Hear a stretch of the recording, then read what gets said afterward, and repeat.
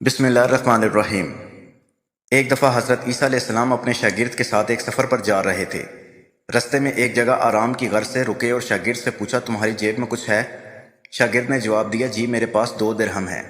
حضرت عیسیٰ علیہ السلام نے اپنی جیب سے 1 درہم نکال کر شاگرد کو دیا، فرمایا یہ 3 درہم ہو جائیں گے، قریب ہی آبادی ہے، تم وہاں سے 3 روٹیاں لے کر آؤ۔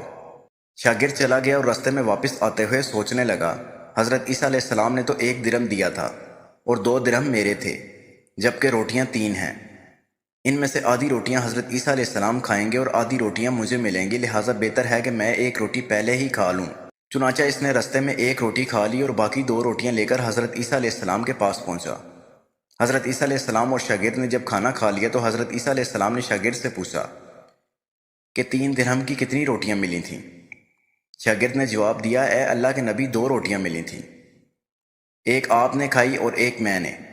حضرت عیسیٰ علیہ السلام خاموش ہو گئے، کچھ دیر بعد وہاں سے روانہ ہو گئے۔ راستے میں ایک دریا آیا۔ شاگرد نے حیران ہو کر پوچھا، اے اللہ کے نبی، ہم دریا کیسے عبور کریں گے جبکہ یہاں تو کوئی کشتی بھی نظر نہیں آ رہی؟ حضرت عیسیٰ علیہ السلام نے فرمایا، گھبراؤ مت، میں آگے چلوں گا، میرا دامن پکڑ کر تم پیچھے چلتے جانا، خدا نے چاہا تو ہم پار کر لیں گے۔ چنانچہ حضرت عیسیٰ علیہ السلام دریا میں قدم رکھا اور شاگرد نے ان کا دامن تھام لیا۔ اللہ کے حکم سے آپ نے دریا اس طرح عبور کر لیا کہ آپ کے پاؤں بھی گیلے نہ ہوئے۔ شاگرد نے دیکھ کر کہا، میری ہزاروں جانیں آپ پر قربان ہوں، آپ جیسا صحابہ اعجاز نبی پہلے کبھی مبعوث نہیں ہوا۔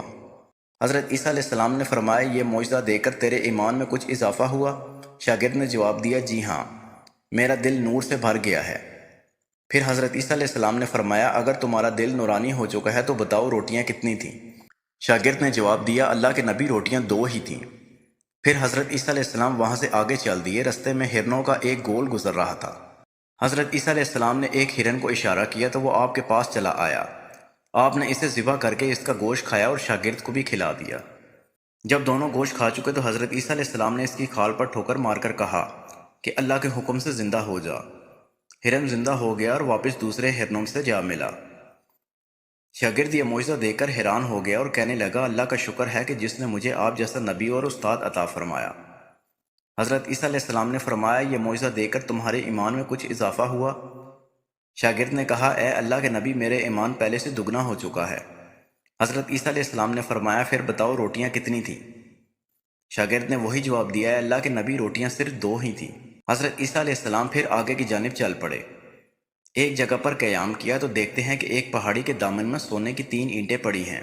حضرت عیسیٰ علیہ السلام نے فرمایا، ایک اینٹ میری ہے اور ایک اینٹ تمہاری ہے، اور تیسری اینٹ اس آدمی کی ہے جس نے تیسری روٹی کھائی تھی۔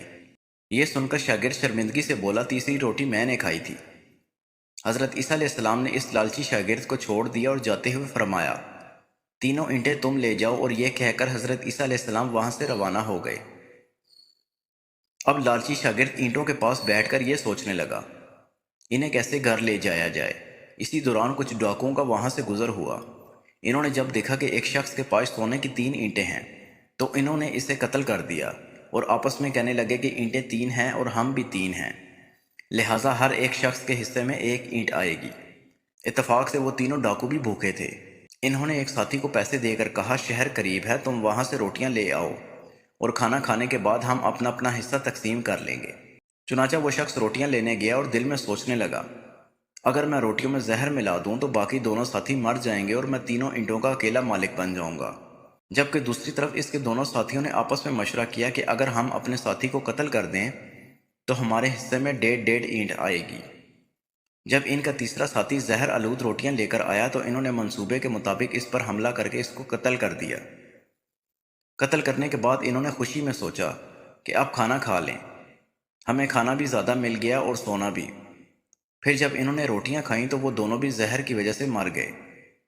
پھر جب حضرت عیسیٰ علیہ السلام اسی راستے سے گزرے تو دیکھا کہ اینٹیں ویسی کی ویسی رکھی ہیں، جبکہ پاس 4 لاشیں پڑی ہیں۔